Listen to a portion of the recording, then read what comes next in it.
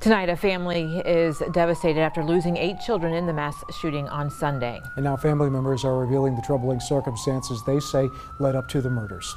NBC6's Maya Alicia shares their story. 8 children gone in one morning after police say Shamarr Elkins. Shreveport, Louisiana, April 19, 2026. A Sunday morning. The kind of morning where the air is still cool and the streets are quiet and most people are exactly where they should be. Asleep, safe, unbothered by whatever the day is about to ask of them. 5:55 a.m. That is when the first call came in. A woman on a rooftop, screaming into a phone, telling a dispatcher that someone had been shot inside the house below her feet. That the man with the weapon was still inside. That she needed help and she needed it right now. By the time officers pulled onto the 300 block of West 79th Street at 6:01 a.m., the damage was already done. Not some of it, all of it. 8 children were dead inside that home. Shot while they slept. In a neighborhood where people knew each other by name. On a street where a neighbor had waved at the man responsible less than 12 hours before it happened. 8 children. The youngest was 3 years old. Injured. Family members are sharing what they say was happening inside the home before the incident. So I know that there was some infidelity she didn't necessarily express it to me, but I do know that she came to me and she asked me about helping her properly file for a divorce. And to my understanding prior to this. Hi viewers. Before we go any further into this story, one simple question for the comments. Did you hear about this case when it happened in April, or is this the first time you're learning about it today? The oldest was 11, 3 boys, 5 girls, 7 of them shared the same father. The 8th was their cousin, asleep in that house because that is what children do at a sleepover. They sleep, they trust the adults around them to keep the world out until morning. Morning never came for any of them. And the man responsible was not a stranger who broke through a window. He was not someone who wandered in from the street. He was the person those children knew best. The person they called Dad. The person who had taken his eldest daughter to dinner the evening before, posted about it with laughing emojis, and smiled over a burger like a man who had absolutely nothing on his mind. That detail will stay with you. It should. Because this case is not what it looks like on the surface. She says she believes this is why Elkins snapped. My cousin did express that, he was augmentative about it, so he was having arguments with her about it, but there was no physical anything that was going on, not prior to what went on Sunday.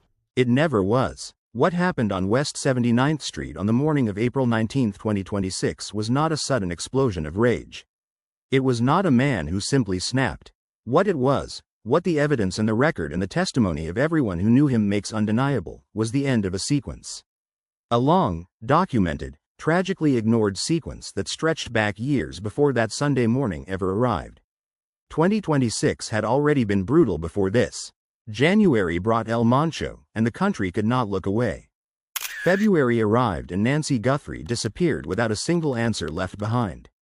Then came Lynette Hooker, and somewhere in the middle of carrying all of that, most of the country nearly forgot that the United States and Iran had been standing at the edge of something that could have rewritten everything. Loss after loss, case after case, and then April 19th happened in Shreveport. What most coverage gave you was the surface, the address, the number, the name of the man who did it. And then the story moved on the way stories always move on, because there is always something next. This is not that kind of coverage. Today, we go into the file. The full file. The criminal conviction from 2019 that legally barred Shamarr Elkins from touching a firearm until 2029. The mental health hospitalization in January 2026 that ended with a discharge back into the exact conditions that had produced the crisis in the first place. The federal charges filed 2 days after the shooting against the man who put one of those weapons in his hands. And the detail that sits at the center of all of it. The one that makes every other failure make sense and makes every other failure worse. 3 years before that Sunday morning, Shamarr Elkins told his wife exactly what he was going to do. Word for word. It was never reported, not to police, not to a court, not to the VA, not to anyone with the authority to act on it. And so every system that might have intervened, every database, every screening, every lethality assessment, every background check, operated without it. Blind. Processing a man they did not have the full picture on, because the most important piece of that picture was sitting in private family knowledge where no institution could reach it. 5 data points. Tragedy runs even deeper. The victim's uncle says this is not the first time violence has affected the family. The 2 surviving sisters, Shamarr Elkins and Pugh, previously dealt with their mother being shot. And it was actually the same month, probably like 20 years ago, a crossfire. And now they got to relive. 5 separate moments across 7 years where something could have changed what happened on West 79th Street. None of them connected, none of them assembled into a single, complete warning. And 8 children who had their whole lives ahead of them paid for that gap with everything they had. Before we go any further, understand this. This story is not about one bad morning. It is about every morning that came before it, every record that existed, every person who saw something and didn't know what to do with what they saw. Every institution that processed a piece of the picture and sent him back out into the world because their piece, in isolation, did not look like enough. The question this case forces is not just what happened. It is what was already known. And what was done with it. The answer to that question is going to take the rest of this story to tell properly. So stay with it, because those 8 children deserve every single word. Shamarr Elkins was born on December 7, 1994, in Shreveport, Louisiana. He grew up in Cedar Grove, the North Side, the same neighborhood where this story ends. His biological mother, Shamarr Elkins, gave birth to him when she was still a teenager. She was battling a crack cocaine addiction at the time and could not raise him. She did not disappear from his life entirely, but she could not be what he needed. Not then, not in those early years when everything that shapes a person is still being written. A family friend named Betty Walker stepped in. She became the woman who actually raised him. The woman he called on. The woman who knew him longer and deeper than almost anyone else alive. Betty Walker was his foundation. His stability. The one constant in a childhood that started with instability built into it from the very first day. Shamar and his biological mother Shamarr eventually reconnected.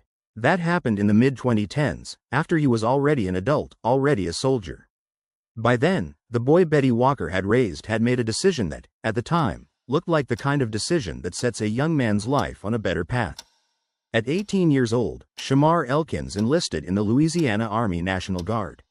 7 years. He served as a signal support system specialist and as a fire support specialist. Both roles involving weapons systems. Both roles requiring him to understand how firepower is coordinated, how it is directed, how it is deployed under pressure. He was trained in exactly the kind of discipline that the military builds into young men who show up with something to prove and nowhere else to put it. He was never deployed overseas. In August 2020, he walked out of the Guard as a private. The lowest enlisted rank, 7 years of service, and he left at the bottom of the ladder, with no documented transition support on any public record. No bridge between the structure of military life and the open, unguided terrain of civilian life in Cedar Grove. 7 years of training, then nothing. He went to work at UPS. His co-worker, Willie Vasher, spoke to the New York Times after the shooting. Vasher described Elkins as someone who appeared, on the surface, to be a devoted family man. Showed up, did his job, talked about his kids, the kind of guy you work alongside for years and think you know well enough. But Vasher noticed something he could not explain away. A bald spot on Elkins's head. Not from genetics, not from age, from stress. Shamarr Elkins pulled his own hair out throughout the workday. Strand by strand, every single shift. His family had noticed it too. The people closest to him could see it happening in real time. Nobody asked what it meant. That is not an accusation. It is an observation about how people move through the world alongside someone who is quietly unraveling. We see the signs and we file them under quirks, under stress, under he is fine, he is managing, everyone has their thing. We wave it off because the alternative, sitting down and asking the hard question, feels like an intrusion. Like overstepping. So the hair kept coming out. And nobody asked. By 2026, the life Shamarr Elkins had built looked complicated from the outside and was catastrophic on the inside. He was married to a woman named Pugh. They lived together on West 79th Street with their children. But Elkins also had a previous marriage, to a woman named Christina Snow, with whom he had 3 children. Christina lived on Harrison Street. 1 block away. 2 families. 2 households. Financial pressure running in both directions. A current marriage that was visibly deteriorating. A criminal history that most of the people in his life knew nothing about. According to the Caddo District Attorney's Office, Sunday's shooting by Shamarr Elkins was domestic related, possibly related to mental health factors, including PTSD. They say it had nothing to do with Elkins' previous conviction in 2019 for illegal use of a weapon. And we get the latest from Jason Allen. And underneath all of it, a psychological state that his coworker could read from a bald spot and his family could see in his eyes on Easter Sunday, but that no institution had ever fully mapped. This is who Shamarr Elkins was before April 19th. Not a monster built from nothing. A man built from real things. A difficult start. A military service that trained him for controlled violence and then released him without a net. A household under pressure. A mind that was pulling itself apart in plain sight while the people around him kept waving from across the street. That detail matters, because what comes next is not the story of a man nobody saw coming. It is the story of a man everyone saw. And the record that nobody connected until it was already too late to matter. In 2019, Shamarr Elkins was arrested near Caddo Magnet High School in Shreveport. According to a police report cited by KTBS, he pulled a 9mm handgun from his waistband and fired 5 rounds at a vehicle. The vehicle was approximately 300 feet from the school. Children were outside on school grounds at the time.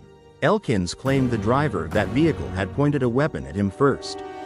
That claim shaped what happened next in court. He pleaded guilty to illegal use of a weapon. The school property charge was dismissed. He received 18 months of probation. And under Louisiana law, that conviction placed a hard legal prohibition on Shamarr Elkins. He was barred from possessing any firearm until at least 2029. Not a suggestion, not a footnote, a legally binding prohibition that was on file, in the system, attached to his name. On April 19, 2026, he had 2 weapons. A small caliber handgun used in the first part of that morning's events. And a Mossberg rifle-style pistol, what Shreveport police described as an assault pistol, that he was still carrying when officers confronted him in Bossier City hours later. 2 weapons. One man legally barred from touching either of them. So how did they get there? 2 days after the shooting, on April 21st, the U.S. Department of Justice gave the first public answer to that question. Federal agents charged a 56-year-old Shreveport man named Charles Ford. Charged him with being a felon in possession of a firearm and with making a false statement to federal agents. Charles Ford was himself a convicted felon. ATF investigators traced the rifle back to its original legal purchaser. That purchaser identified Ford as the person she had given it to. When federal agents first sat down with Ford and asked him about the weapon, he denied ever having it. He said he had never possessed it, that it had nothing to do with him. He later changed that account. He admitted the rifle had been kept under the seat of his truck. He admitted he believed Elkins had taken it from him. Whether that was the full truth or a version of the truth constructed to limit his own exposure is a question the federal prosecution will eventually answer. Charles Ford now faces up to 15 years on the felon in possession charge. And up to 5 additional years for lying to federal agents. U.S. Attorney Zachary Keller confirmed publicly that the investigation into the full firearms acquisition chain remains ongoing. The handgun. Where Elkins got the handgun? That question has not been publicly answered. 2 convicted felons. 1 illegal weapon passed between them. A legal prohibition on the books since 2019. And a system that never flagged any of it until after 8 children were gone. But the weapons were only one layer of what was missed.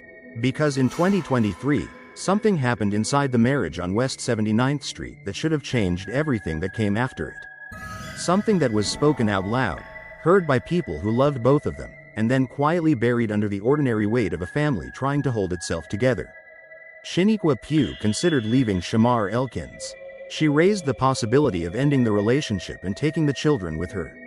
According to Betty Walker, the woman who raised Elkins and who spoke directly to the New York Times, when Shaniqua brought up leaving, Elkins did not plead. He did not cry. He did not ask her to stay. He told her what would happen if she tried. He said he would end her life. He would end the children's lives. And then he would end his own. Betty Walker heard those words.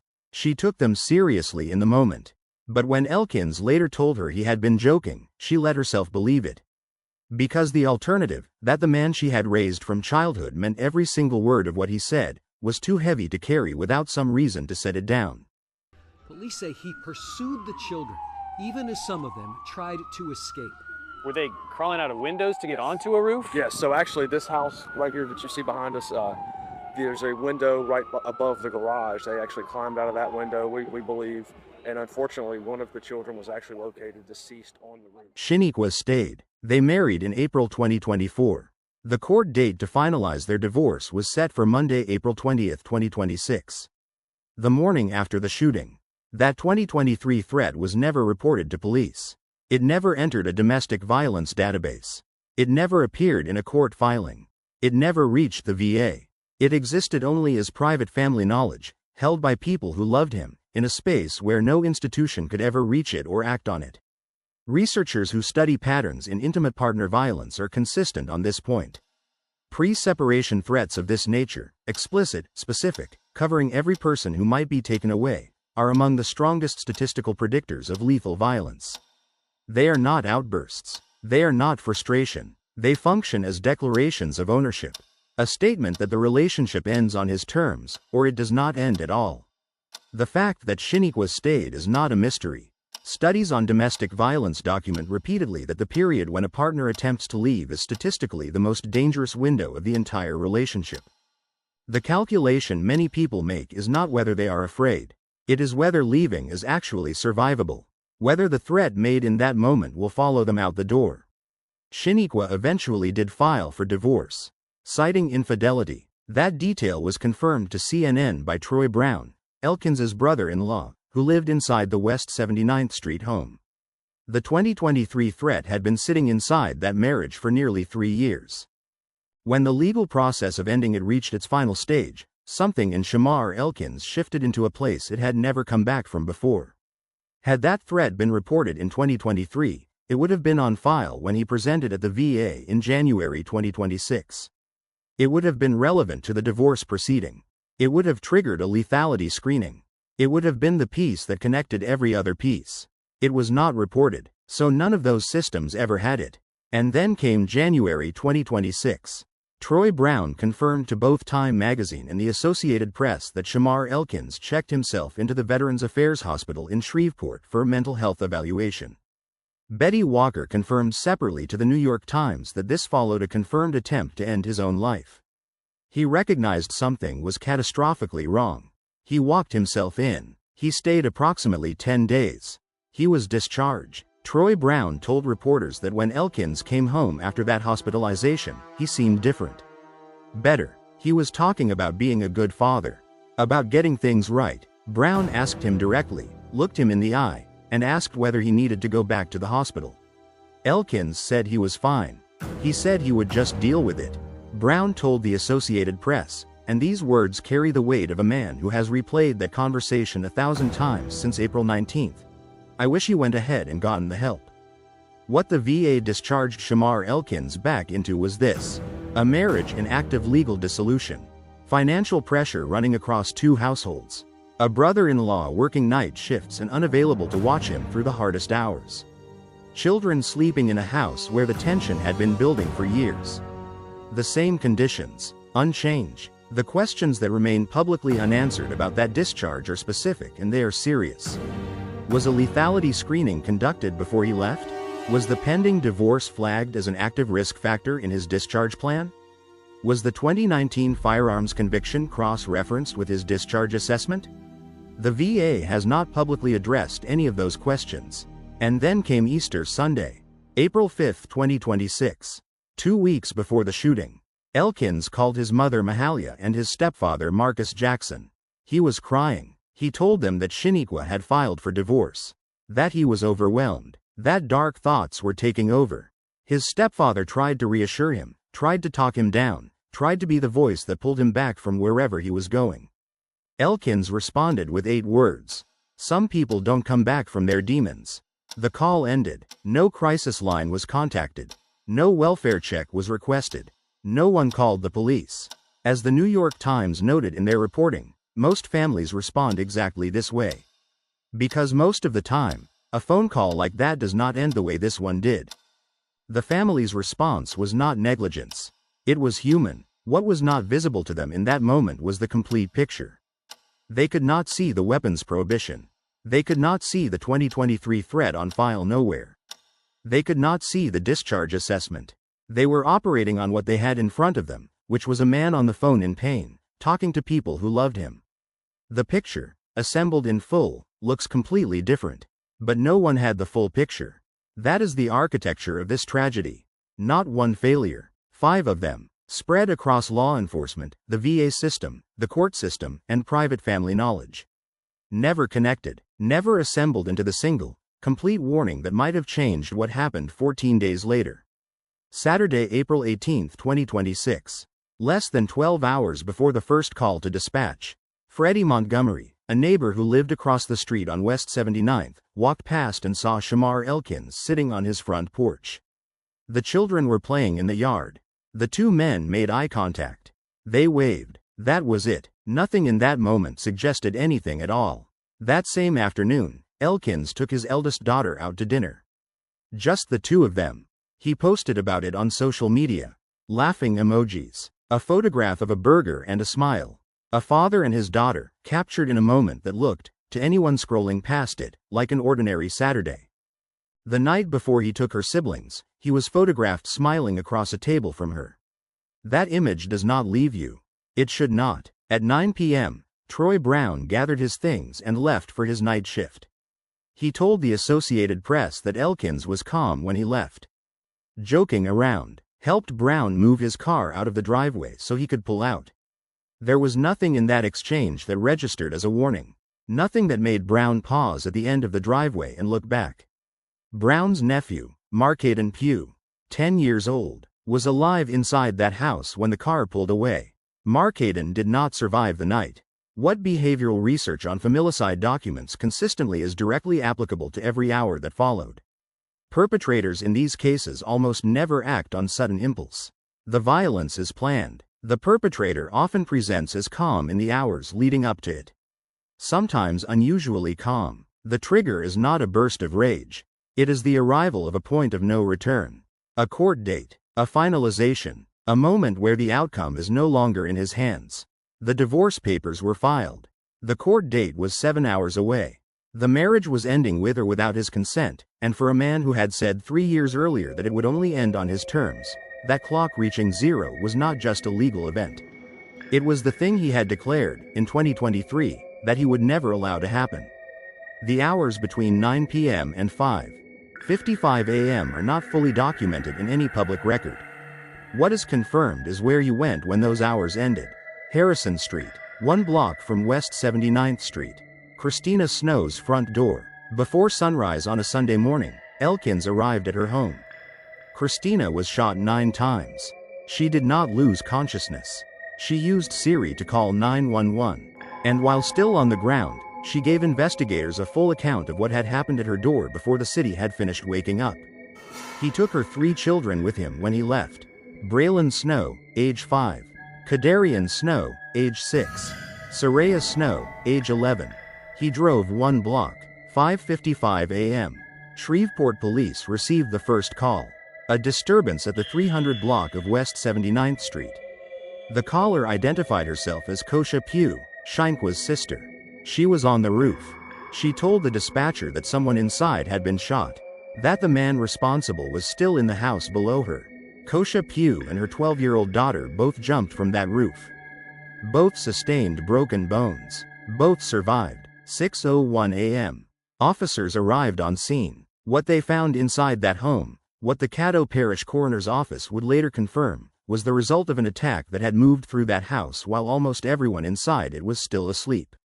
Shreveport Police spokesperson Chris Bordelon confirmed that most of the children appeared to have been in their sleep when they were shot. 7 of the 8 were found inside the home. The 8th was found on the back roof. Bullet holes were recovered from the rear door. At least some of those children had tried to run. Troy Brown's wife made it out. She jumped from the roof. Her 2-year-old daughter jumped alongside her, with scratches. Brown's nephew, Markaden, the 10-year-old who had been alive in that house when Brown pulled out of the driveway at 9 p.m., was found inside. Markaden did not make it out. 6:07 a.m. Dispatch received the call from Harrison Street, 12 minutes after the first call from West 79th, 12 minutes in which the two scenes were not yet connected. 6:10 a.m. Dispatch linked both locations. 6:20 a.m. Officers received information that Christina Snow's 3 children might be inside the carjacked vehicle Elkins had taken after leaving the scene. 6:40 a.m. Officers confirmed the vehicle was empty. By then, the Caddo Parish Coroner's Office had already begun its work at West 79th Street. As for how Shamarr Elkins died, that question remains officially unresolved. A social media post, attributed to an account identified as belonging to Michael Mayans, described as a former Army mentor of Elkins, claimed that Elkins arrived at his home, they spoke briefly, and Elkins then ended his own life. That post was subsequently deleted. The Shreveport Bossier Advocate confirmed the post had existed but noted its removal. Louisiana State Police spokesperson Eddie Thomas confirmed that the investigation will not be rushed and that findings will be delivered to the Caddo District Attorney's Office. Whether Elkins died from a self-inflicted wound or from officer gunfire is still, officially, under investigation. 7:03 a.m. Shamarr Dwan Elkins was pronounced dead at the scene in Bossier City. Now say their names, because this story does not end with the man who caused it. It ends with the 8 children who were taken. Jayla Elkins, 3 years old, Shayla Elkins, 5 years old, Braylin Snow, 5 years old, Caleb Pugh, 6 years old, Kadarian Snow, 6 years old, Layla Pugh, 7 years old, Markaden Pugh, 10 years old, Serayah Snow, 11 years old, 5 girls, 3 boys, every one of them with a full life that had barely started. Every one of them taken on a Sunday morning in Cedar Grove, in a home on a street where a neighbor had waved from across the road just hours before. Both women survived. Christina Snow, shot 9 times at her front door, was conscious enough to guide investigators through every detail of what had happened before the sun came up. As of the most recent confirmed reporting, she is expected to recover. Shaniqua Pugh sustained multiple gunshot wounds to her face and stomach and has undergone multiple surgeries, according to her aunt's account to the New York Times. She is also expected to survive. They will carry April 19th for the rest of their lives. The Louisiana Governor's Love One Louisiana Foundation covered all funeral costs for the 8 children. The Community Foundation of North Louisiana launched dedicated survivor funds for the families. These are not small gestures. But they are also not answers. As of April 23, 2026, 4 separate investigations remain open and active. The ATF's full firearms procurement inquiry into every weapon Elkins had access to and every person who put them within his reach. The federal prosecution of Charles Ford, whose trial will eventually force a public accounting of how a weapon moved from a legal buyer to 2 convicted felons and into a home where 8 children were sleeping. The Louisiana State Police officer involved shooting investigation, which has not yet produced a public determination on the cause of Elkins's death. And the Shreveport Police Department's active motive investigation, which has not yet released formal findings. None of them are closed. Shreveport Police Chief Wayne Smith stood at a press conference the Monday after the shooting and said that the violence stemmed from a domestic situation. He then added something that opened a door nobody has fully walked through yet. He said the chances were good that this was not the first time, implying that prior incidents had occurred that went either unreported or undocumented. If that is true, it means the picture is still not complete. It means there may be moments, interactions, incidents that happened before April 19th that never made it into any record. More pieces of a puzzle that 5 separate systems never got to see. Betty Walker is still alive. The woman who raised Shamarr Elkins from childhood. Who stepped in when his biological mother could not. Who heard the 2023 threat, believed him when he said he was joking, and has spent every day since April 19th living inside that decision. No one can answer what she carries now. No case outcome, no federal conviction, no policy reform touches what it means to have raised someone from a child and then watched what he became on a Sunday morning in the neighborhood where you both grew up. That weight does not have a name. The systemic questions this case puts on the table are not abstract. They are specific and they are urgent. Should a VA discharge for a veteran with an active firearms prohibition and a contested divorce in progress trigger automatic cross-agency notification? Should a domestic violence lethality screening be mandatory when a divorce is filed against someone with a prior weapons conviction? What would it actually take to build a system where those 5 data points, the 2019 conviction, the 2023 death threat, the January 2026 hospitalization, the Easter Sunday phone call, the divorce court date, are visible to someone, anyone, with the authority to act on them before they converge? Those are policy questions. They are also the questions that 8 families in Shreveport are now living inside permanently. This case is not closed. The Ford prosecution is still moving through federal court. The full firearms trace has not been made public. The VA discharge record has never been released. When those findings come out, and they will, the picture of what was preventable and what was simply missed will either get clearer or get worse. There is one more thing. Serayah Snow was 11 years old, the oldest of the 8, old enough to understand, in at least some part, what was happening around her in that house. Old enough to have memories, plans, a sense of who she was becoming. 11 years old is old enough to have a favorite song, a best friend, something she was looking forward to doing when school let out. She never got to finish that thought. Neither did any of the other 7. And so when the Ford prosecution produces its next filing, when the Louisiana State Police releases its findings, when the VA is finally asked publicly to account for what was in that discharge assessment, this story will be here. Not for the spectacle of it, not for the number of views a case like this generates, but because Jayla and Shayla and Braylin and Caleb and Kadarian and Layla and Markaden and Serayah deserve an accounting that does not stop when the news cycle moves on. They deserved every year that was taken from them. That accounting is still being written. And before you move on, the next case covered here involves another father, another household, and another paper trail that existed long before the worst morning of everyone's lives. A different city, a different set of missed signals, but a pattern that, once you see it here, you will not be able to unsee there. The warning signs in that case were reported, and it still happened. That story is coming. Make sure you are here for it.